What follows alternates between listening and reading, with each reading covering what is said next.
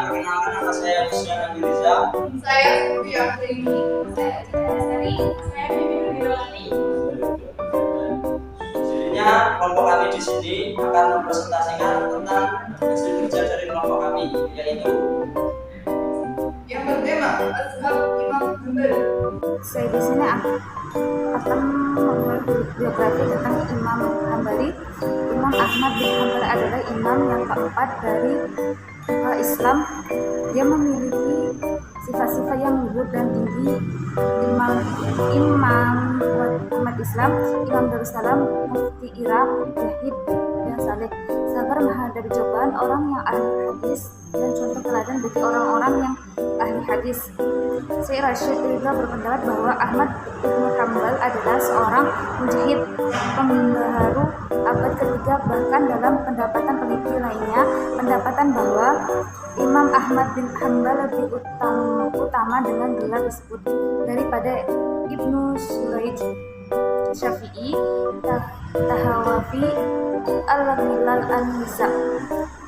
Imam Ahmad bin Hanbal Al-Syaibani dilahirkan di Baghdad, tepatnya di kota Meru, kota kelahiran sang ibu, pada bulan Rabiul tahun 164 Hijriah atau bulan November 780 Masehi. Nama lengkapnya Abu Abdullah Ahmad ibnu Muhammad ibnu Hanbal ibnu Bilal ibnu Asyad ibnu Idris ibnu Abdullah ibnu Hayyan ibnu Abdullah ibnu Anas ibnu Awaf ibnu Qadisin wa Majin ibnu Syaiban ibnu Zulaib ibnu Ismail ibnu Ibrahim. Dengan kata lain, dia keturunan Arab dari suku Bani Saiban, sehingga diberi laqab Asy-Syaibani. Nasab keturunannya bertemu dengan Rasulullah SAW. Penasaban nama Ibnu Hanbal diambil dari nama kakeknya yang bernama Hanbal, sehingga orang-orang lebih suka memanggilnya Ibnu Hanbal, padahal Hanbal sendiri nama kakeknya, sedangkan ayahnya bernama Muhammad. Itu semua disebabkan oleh kakeknya yang lebih terkenal daripada ayahnya. Kakeknya Hanbal Ibnu Hilal adalah gubernur di Syarq pada masa Daulah Umayyah. Ayah Ibnu Hanbal meninggal dunia ketika dia masih kecil. Karena itu dia diasuh dan dibesarkan sampai didik oleh ibunya yang bernama Syadiyah binti Maimunah binti Abdul Malik Asy-Syaibani dari Bani Amir. Maka ayah dari bunda adalah menentukan bahwa jika Ahmad Ibnu Hanbal ditanya asal usulnya, dia mengatakan bahwa anak dari suku orang-orang miskin, dan semenjak kematian ayahnya, ibunya tidak menikah lagi meskipun masih muda, dan banyak laki-laki yang melamarnya. Hal itu dilakukan tujuan agar bisa memfokuskan perhatian pada Ahmad Ibnu Hanbal sehingga bisa tumbuh sebagaimana yang diharapkan.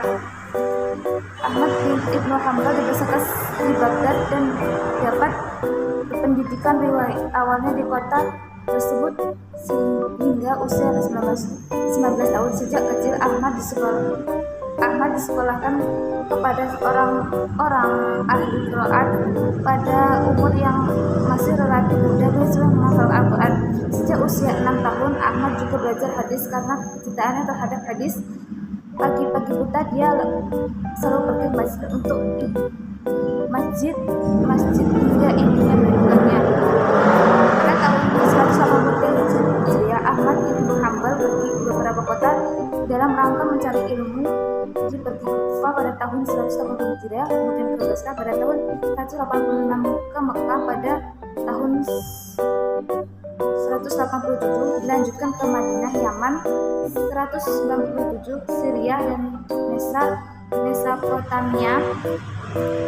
Ibnu Hanbal mempelajari hadis untuk pertama kalinya dari Abu Yusuf Yaqub bin Ibrahim Al-Qadhi, seorang ahli Aryai pengikut Abu Hanifah.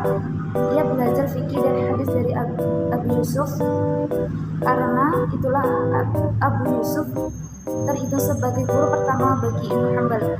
Sebagai penelitian berpendapat bahwa pengaruh Abu Yusuf terhadap Ibnu Hanbal tidak begitu kuat, sehingga ada yang mengatakan bahwa Abu Yusuf bukan guru pertama melainkan Hashim bin Bashir bin Abu Hazim al-Wasiti.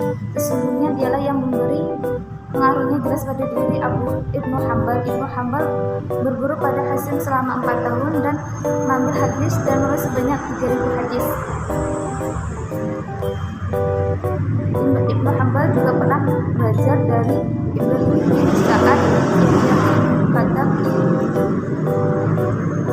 Katam Waki, dan lain-lainnya. Dia pernah bercita-cita hingga menuntut ilmu dengan Malik bin Anas, tetapi Imam Malik meninggal sebelum ia menuntut ilmu padanya. Sebagai gantinya, dia belajar kepada Sufyan bin Umayyah yang tinggal Mekah. Saya akan menjelaskan tentang kehidupan politik Imam Ahmad bin Hanbal dalam peristiwa Minhah.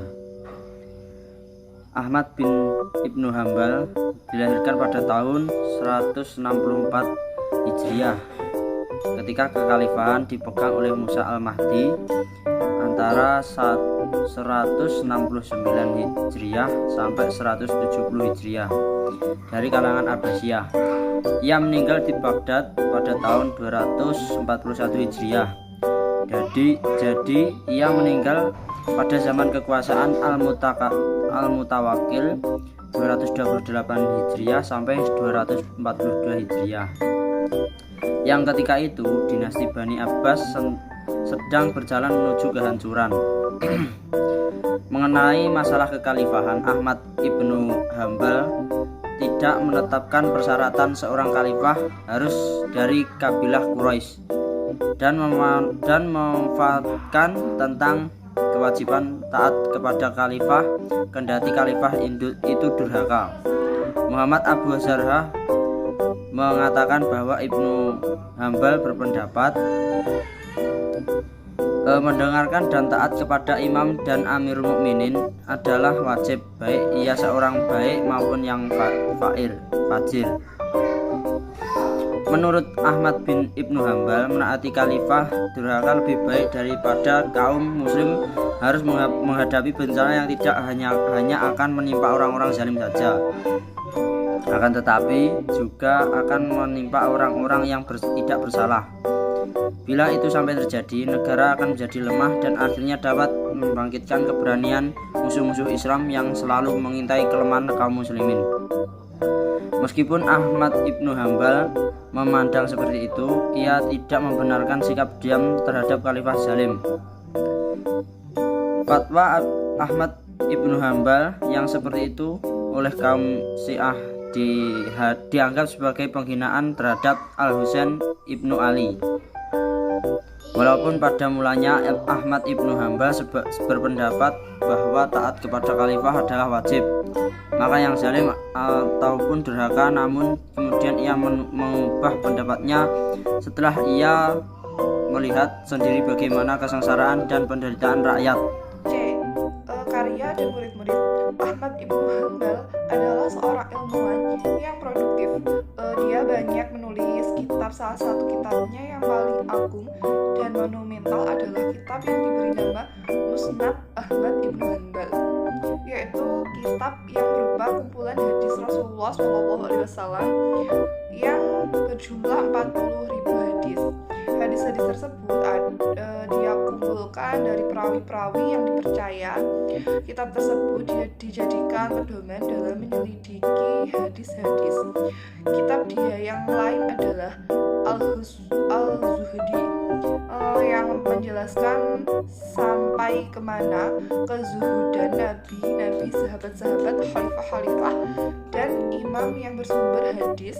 Adapun kitab-kitab yang lainnya adalah kitab Fadhail al-Ashabah, kitab Faraid, kitab Al-Imam Al-Akhiri. Kitab yang disebut Rahim merupakan sebuah buku risalah dari surat Ahmad Ibnu Hanbal dalam menanggapi pendapat golongan Jahmiyah yang mengatakan bahwa Al-Quran adalah percakapan Allah SWT yang hawadis. Dalam risalah tersebut, Imam Ahmad Ibnu Hanbal mengatakan bahwa golongan Jahmiyah dengan segala macam pendapatnya itu kafir dan halal dibunuh. Selain kitab-kitab yang disusun langsung oleh Imam Ahmad Ibnu Hanbal, ada juga gagasan Ahmad Ibnu Hanbal yang diteruskan dan dilestarikan oleh para pengikutnya. Di antara rujukan fikih Hanabiullah adalah sebagai berikut.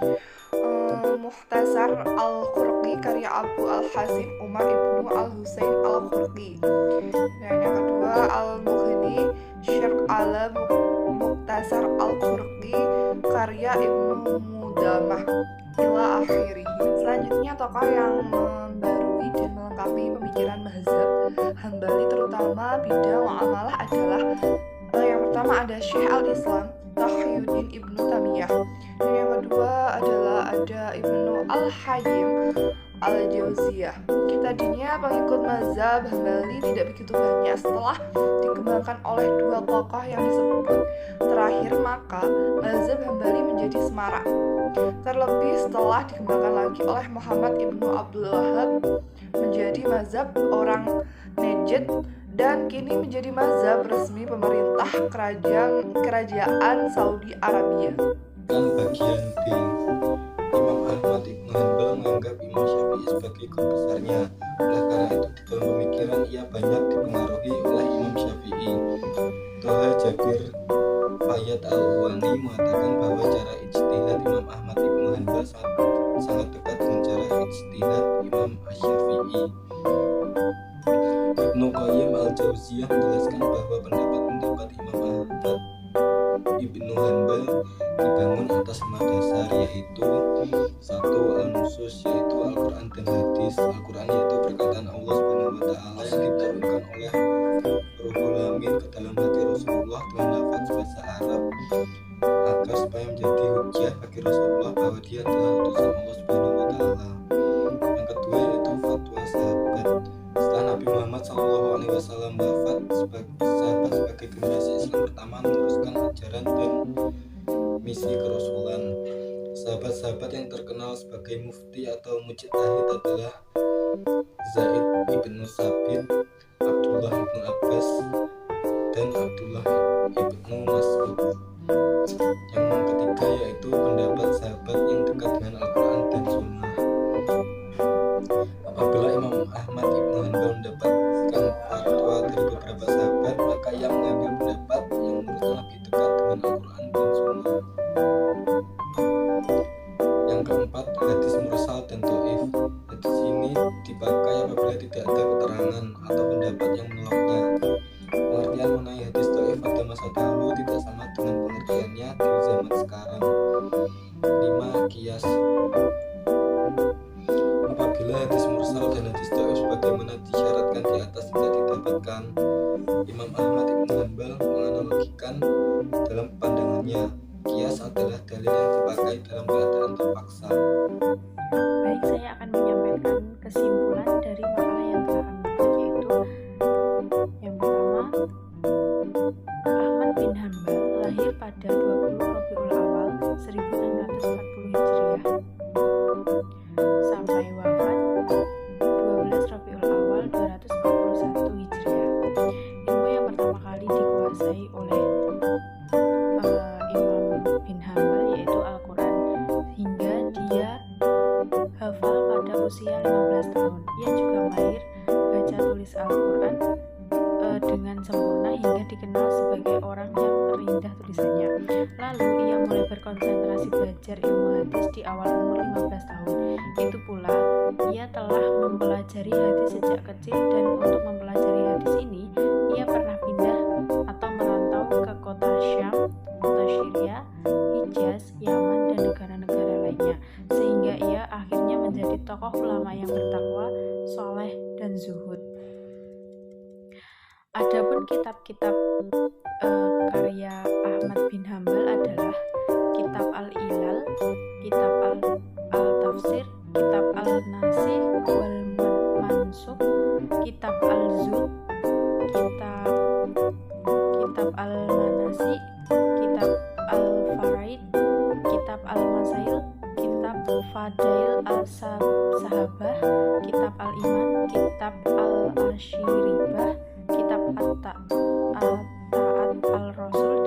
kitab Al-Rad ala Al-Jahmiyah.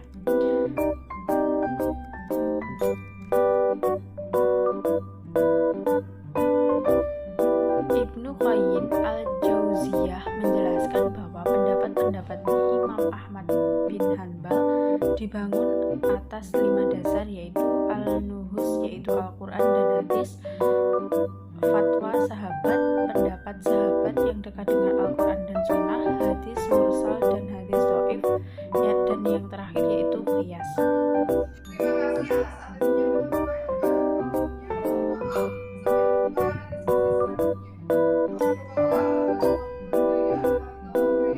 Wassalamualaikum warahmatullahi wabarakatuh.